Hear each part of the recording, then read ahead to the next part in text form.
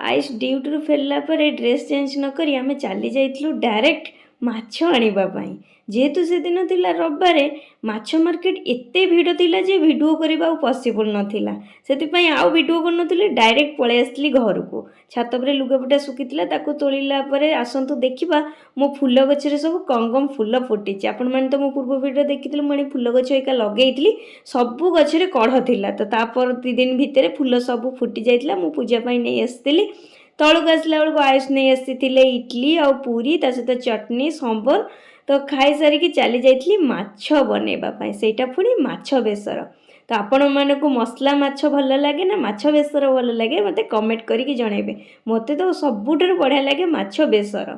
आपण सहित कथा हो देखंतु मोर माछ बेसर इटी रेडी हेई गला। संध्यारे आयुष्कर मोर छात उपर को चली जाइथलु टिके बुलाबुली करिया पई। आजिरो वीडियो एतिकी, पुणी देखा हबो काली। रहिली बाय।